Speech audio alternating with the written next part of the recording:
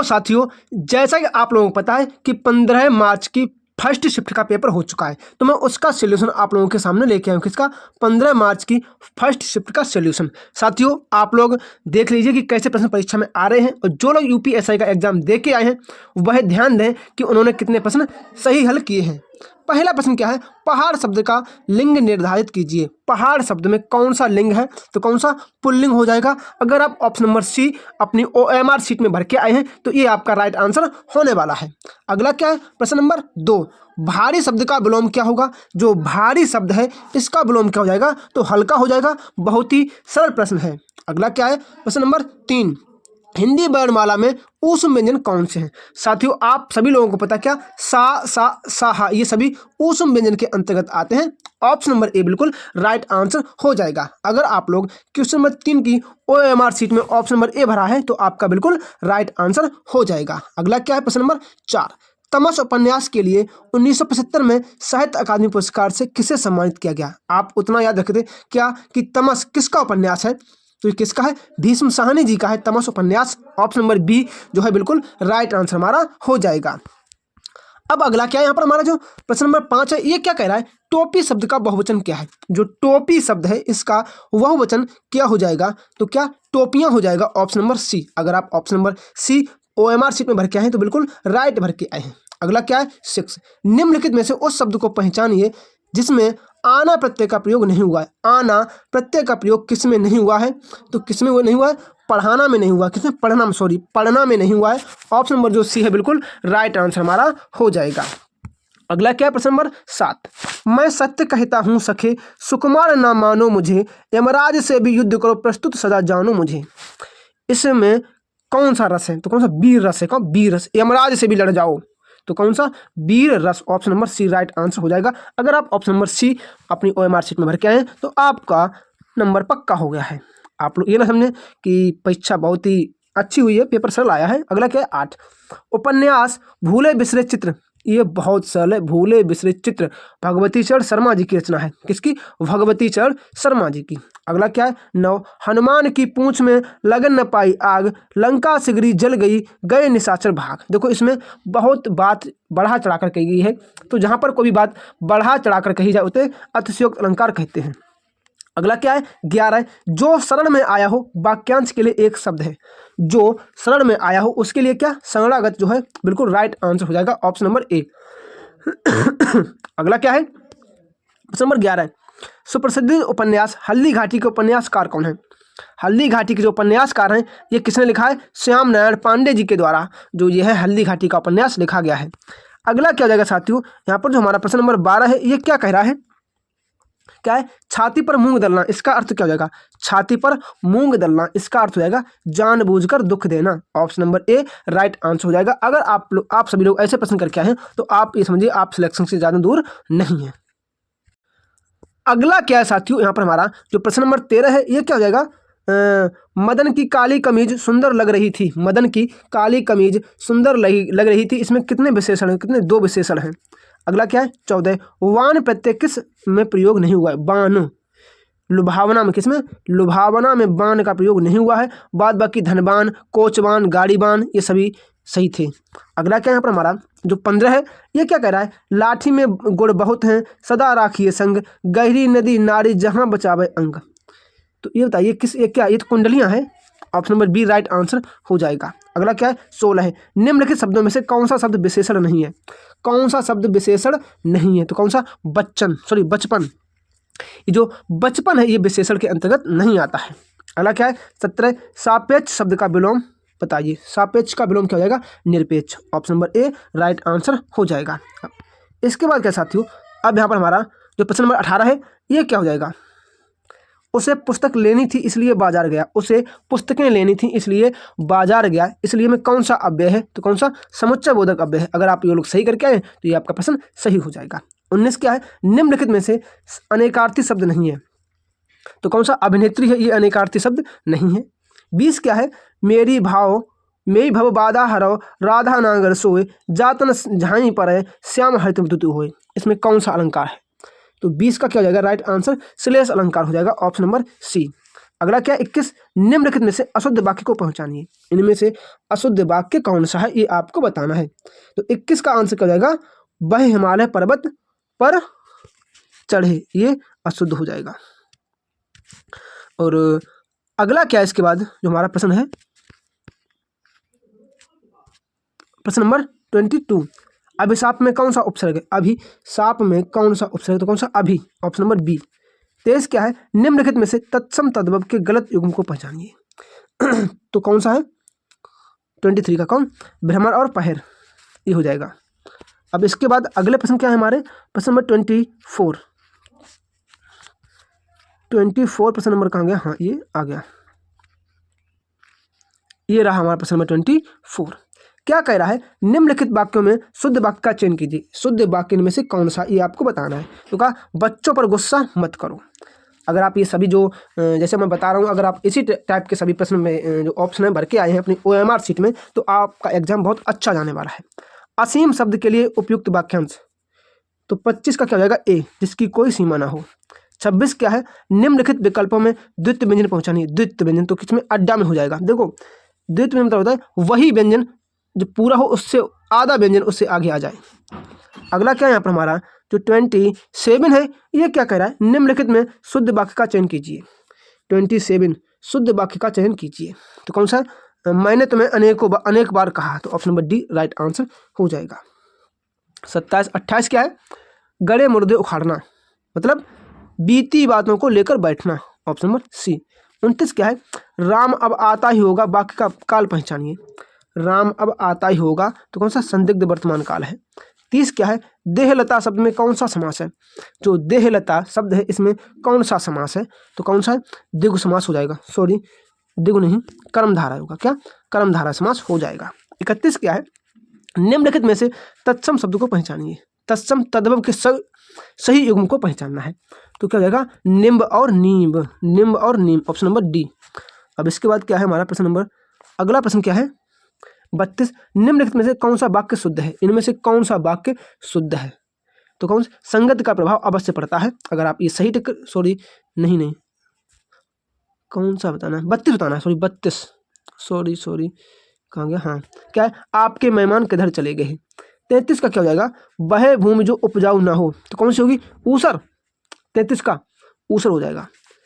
34 क्या है, कोयले की दलाली में हाथ काले, कोयले की दलाली में हाथ काले, तो कौन सा, बुरे संगत की बुराई ही मिलती है।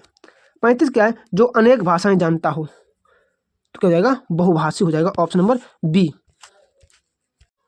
अगले प्रश्न हमारे क्या है 36, स्वामी विवेकानंद और उनके शिष्य प्लेग के समय क्या कर रहे थे। स्वामी विवेकानंद और उनके शिष्य प्लेग के समय क्या, रोगियों की सेवा कर रहे थे और गलियां साफ कर रहे थे, ऑप्शन नंबर बी। 37 क्या है, गद्यांश के अनुसार मंडली के मुखिया के मतानुसार प्लेग क्यों फैला। प्लेग किस लिए फैला, 37 का आंसर क्या हो जाएगा, सी, ईश्वर द्वारा लोगों को दंड देने के कारण। और अगला क्या है 38, क्या कह रहा है, स्वामी विवेकानंद जी के अनुसार उनके कार्यकर्ताओं के द्वारा किया जा रहा है कार्य, कैसा कार्य है, तो 38 का आंसर क्या हो जाएगा, बी, क्या हो जाएगा, पुण्य का कार्य। 39 क्या है, कोलकाता में कौन सी महामारी फैली थी, तो कौन सी, प्लेग फैली होगी, 39 का सी हो जाएगा। और 40 क्या है, उपयुक्त गद्यांश का उचित शीर्षक हो सकता है, तो 40 का क्या हो जाएगा, डी, पाप और पुण्य। देखो साथियों, जैसे कि हिंदी के जो 40 प्रश्न ये खत्म हो गए। अब आगे क्या है, सेक्शन 2 है जिसमें जीके है, जीएस है, मूल विधि है, संविधान है। मैं आपको सब कुछ बिल्कुल सही और सटीकता के साथ बताने वाला हूँ। साथियों, अगर आपने अभी भी चैनल को सब्सक्राइब नहीं किया है तो कृपया चैनल को सब्सक्राइब करना, वीडियो को लाइक करना बिल्कुल भी ना भूलें। तो चलिए साथियों, यहाँ से हमारा सेकेंड सेक्शन स्टार्ट होता है। तो अब हम लोग इसे करेंगे। क्या कह रहा है, निम्नलिखित में से कौन सा भारतीय राज्य चीन के साथ सीमा साझा नहीं करता है, तो मणिपुर है जो ये चीन के साथ सीमा साझा नहीं करता है। अगला क्या है 42, भारत में जनहित याचिका के संदर्भ में एपिस्टोलरी जुडिक्शन का महत्व क्या है। इसका महत्व क्या हो जाएगा, आपको 42 का आंसर बताना है। तो क्या यह अदालतों को पत्रों एवं पोस्ट कार्डों के आधार पर स्वतः कार्रवाई करने की अनुमति देता है। ऑप्शन नंबर ए, अगर आप OMR सीट में भर के आए हैं तो आपका आंसर बिल्कुल सही होने वाला है। अगला क्या है 43, कृषि के लिए सहकारी बैंकों को पुनर्वित्त सुविधाएं कौन सी संस्था प्रदान करती है, कौन सी, नाबार्ड करती है। ये तो बहुत सरल था। अगला क्या है 44, आयकर अधिनियम की धारा 270 के अनुसार आय की कम रिपोर्टिंग करने का दंड क्या है, तो देय कर का 50%। ऑप्शन नंबर बी बिल्कुल राइट आंसर हो जाएगा। अगर आप ये टिक करके हैं तो आपने बहुत ही अच्छा स्कोर कर रहे हैं। अगला क्या है 45, भारत में पर्यावरण संरक्षण को नियंत्रित करने वाला मुख्य अधिनियम निम्नलिखित में से कौन सा है? तो कौन सा है? पर्यावरण संरक्षण अधिनियम 1986, ऑप्शन नंबर डी बिल्कुल राइट आंसर हो जाएगा। साथियों, अगर आप इसी तरह के प्रश्न करते आ रहे हैं और करे हैं तो आप बहुत ही अच्छे लेवल की तैयारी की थी और आपके प्रश्न बहुत अच्छे आपने सही किए हैं। तो चलिए इसका हम अगला प्रश्न लेते हैं 46। तो साथियों, हमारा अगला प्रश्न क्या है? भारतीय संविधान का निम्नलिखित में से कौन सा अनुच्छेद पंचायतों की संरचना से संबंधित, पंचायतों की संरचना से संबंधित कौन सा जो वो है तो कौन सा है? ए अनुच्छेद 244 की डी। अगला क्या है? दिल्ली सल्तनत पर एकमात्र महिला कौन? तो रजिया सुल्तान जी थी जिन्होंने शासन किया। और अगले प्रश्न क्या है? केंद्रीय मंत्रिमंडल की बैठकों में कौन भाग लेता है? तो कौन बताइए? केंद्रीय मंत्रिमंडल की बैठक में कौन भाग लेता है, ये आपको बताना है। तो उससे आगे कहता है रजिया सुल्तान। 48 का आंसर होगा सी, उपराष्ट्रपति ही लेगा। अगला क्या है? क्या है? नहीं, ठीक है। अगला क्या है? कंप्यूटर नेटवर्किंग सिस्टम MAC के अनुसार। नहीं साथियों, नहीं, यहाँ पे ये गलत हो रहा है। यहाँ पे इसका आंसर बी होगा, कैबिनेट मंत्री। कौन सा? कैबिनेट मंत्री यहाँ पे इसका आंसर सही होगा। ठीक है, और चलिए अगले देख लेते हैं क्या कह रहा है। अगला प्रश्न क्या है? कंप्यूटर नेटवर्किंग सिस्टम MAC की मशीन कितने 48 बिट्स की होती है? भारत के पहले प्रधानमंत्री कौन थे? पंडित जवाहरलाल नेहरू थे। बहुत सरल प्रश्न आया था। और क्या कह रहा है? भारतीय नागरिक संहिता 2023 में साथियों बहुत तेज जुकाम हुआ पड़ा है। कौन सी धारा? 356। तस्मानिया किस द्वीप में है? तब तस्मानिया किस द्वीप में है? तो जो तस्मानिया है ये कहाँ? ये ऑस्ट्रेलिया में है, ऑप्शन नंबर बी। कौन सी पर्वत श्रृंखला फ्रांस और स्पेन के बीच प्राकृतिक सीमा बनाती है? तो पायरेनीज, ऑप्शन नंबर सी बिल्कुल राइट आंसर हमारा हो जाएगा। अगला क्या है? भूमि अधिग्रहण, पुनर्वास और पुनर्स्थापन 2023 के अनुसार मुआवजा और पारदर्शिता के अधिकार का प्राथमिक उद्देश्य कौन सा है? तो कौन सा है? ए उससे राइट आंसर हो जाएगा, आपको याद रखना है। अगला क्या कह रहा है? हिंदी साहित्य में उपन्यास सम्राट किसे कहा जाता है? मुंशी प्रेमचंद जी को कहा जाता है। भारतीय संविधान की व्याख्या करने का अंतिम अधिकार किसके पास है? तो भारत का सर्वोच्च न्यायालय। ठीक है, चलिए अगला क्या है? भूमि अधिग्रहण, पुनर्वास और वही आ गया क्या? नहीं, इसमें 70% की वो मतलब वो होती है, न्यूनतम प्रतिशत क्या 70% होना चाहिए। अगला क्या है? अनुच्छेद 360 के तहत जारी किए गए वित्तीय आपातकाल की घोषणा अनुमोदन कितने समय का होता है? 2 महीने का होता है। वित्तीय आपातकाल बता रहा हूँ ना कि और कोई आपातकाल। ठीक है, अब उसके बाद क्या? अगला क्या है साथियों? अगला प्रश्न क्या है? 65 किशोर न्याय अधिनियम 2015 के तहत बाल कल्याण समितियों का उद्देश्य क्या था? तो 65 का आंसर क्या होगा? डी, जरूरतमंद बच्चों की देखभाल और संरक्षण प्रदान करना, option number D right answer हो जाएगा। अगर आप ये टिक करके आए तो आपने बहुत अच्छे पेपर हल किया है। अगला क्या है? बहुत सरल प्रश्न है। उत्तर प्रदेश के संवैधानिक प्रमुख कौन होता है? तो कौन होगा बताइए? राज्यपाल होगा। और अगला क्या है? मोटर वाहन अधिनियम 1988 द्वारा तृतीय पक्ष के बीमा संबंधों का क्या प्रावधान है? तो 67 का क्या हो जाएगा? सी हो जाएगा। यह सभी वाहन के लिए अनिवार्य है। और अगला क्या कह रहा है हमारा? 2024-25 के तक भारत के प्रत्यक्ष विदेशी निवेश प्रवाह में कौन नेतृत्व कर रहा है? तो कौन नेतृत्व कर रहा है? सेवा क्षेत्र कर रहा है, सेवा क्षेत्र। भारतीय संविधान का कौन सा अनुच्छेद भारत के चुनाव आयोग की स्थापना करता है? भारत का चुनाव आयोग आर्टिकल 224 है कि 324 सॉरी बी। और इसके बाद अगले प्रश्न हम लोग हल कर रहे हैं। साथियों जो प्रश्न थोड़े बीच में छूट गए थे हम पहले उन्हें भी कर लेते हैं। क्या कह रहे हैं? उत्तर प्रदेश में तहसीलदार की प्राथमिक भूमिका क्या होती है? तो उत्तर प्रदेश में तहसीलदार की जो प्राथमिक भूमिका होती है वह राजस्व संग्रहण व प्रशासनिक करना। अगला क्या है? 47 CAM पौधों में कार्बन डाइऑक्साइड रात भर किस रूप में संग्रहित होती है? तो किस रूप में होती है संग्रहित? 47 का क्या? ए हो जाएगा, मैलिक अम्ल के रूप में। और अगला क्या है? 48 क्या कह रहा है? जनसांख्यिकी संक्रमण के प्रथम चरण की विशेषता क्या है? जनसांख्यिकी के प्रथम चरण की विशेषता क्या है? उच्च जन्म और मृत्यु दर। अगला क्या है? 49 भारतीय संविधान में राज्य नीति तत्वों का महत्व का DPSP का क्या महत्व है? 49 का क्या हो जाएगा? ए, ये सरकार को आर्थिक और सामाजिक नीतियां स्थापित करने के लिए निर्देश देते हैं। और अगला क्या है हमारा? 50 51 बस इतने प्रश्न इसमें होने वाले हैं। कौन सी कोशिकाएं रोग जनकों के एंटीबॉडी उत्पन्न करती हैं? 50 का आंसर क्या होगा? तो कौन सी? ए, बी लिम्फोसाइट, बीटा लिम्फोसाइट। 51 का कौन सा संशोधन शिक्षा के अधिकार को मौलिक अधिकार? तो 66वां संविधान संशोधन। साथियों अभी इससे पहले थोड़े प्रश्न इधर उधर हुए हैं, तो आप लोग कृपया परेशान ना हो। क्या हो रहा है हमारे साथ? ये क्या प्रश्न है? भारत के पहले सहकारी मल्टी फीड कंप्रेस्ड संयंत्र का उद्घाटन कहाँ किया गया? कोपरगांव में किया गया है।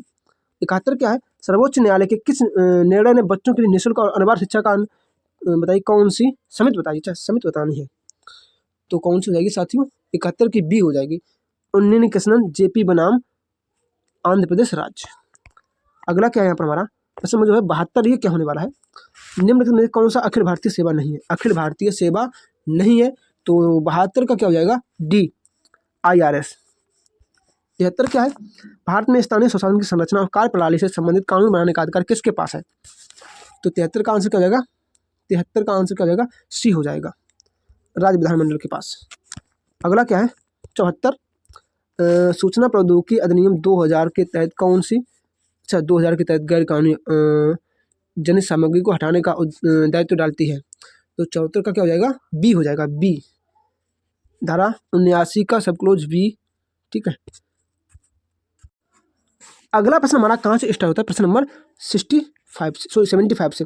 भारत में विपरीत दिशा में चलने वाले वाहनों के लिए कौन सा अंग होता है? कौन सा? पीला होता है। क्या है? 76, निम्नलिखित में से किसके पास चुनाव आयोग याचिका का सुलझाने का अधिकार है? तो किसके पास होगा चुनाव? डी, कौन? उच्च न्यायालय। और अगला क्या है? कौन सा मौलिक अधिकार व्यक्तियों की मानव तस्करी जबरन श्रम में सुरक्षा प्रदान करता है? तो शोषण के विरुद्ध अधिकार 77 का ए होगा। और अगला क्या है? 78 का कह रहा है निम्न में से कौन सा विद्रोही को एकमात्र योग्य सेनापति माने गए थे? तो 78 का क्या होगा? सी हो जाएगा। और अब यहाँ पे हमारा प्रश्न खत्म होते हैं। 79 का क्या है? किस भारतीय शहर को ऑटोमोबाइल उद्योग के लिए बाद का डेट्रॉइट कहा जाता है? तो कौन सा? चेन्नई को कहा जाता है। लैंगिक अपराधों में बालकों का संरक्षण विशेष रूप से किस आयु के वर्ग के बीच? तो किसके? 0 से 18 वर्ष के बीच। साथियों मैंने आपको जीके जीएस का हिंदी का पूरा सोल्यूशन दे दिया है। अगर आपको वीडियो अच्छा लगा है तो कृपया वीडियो को लाइक कर दें, चैनल को सब्सक्राइब कर लें। चैनल को सब्सक्राइब इसलिए कर लें क्योंकि जो 15 तारीख की सेकंड शिफ्ट आने वाली है उसका सोल्यूशन मैं आपको बिल्कुल सटीक दे रहा हूं। इससे पहले मैंने 14 मार्च की सेकंड शिफ्ट और फर्स्ट शिफ्ट का सोल्यूशन दे दिया है, तो आप लोग वहां जाके वीडियो में देख सकते हैं। तो चलिए मिलते हैं अपनी सेकंड शिफ्ट के साथ। तब तक के लिए जय श्री राम, राधे राधे, मौज कीजिए, अच्छे से खाना खाइए। कोई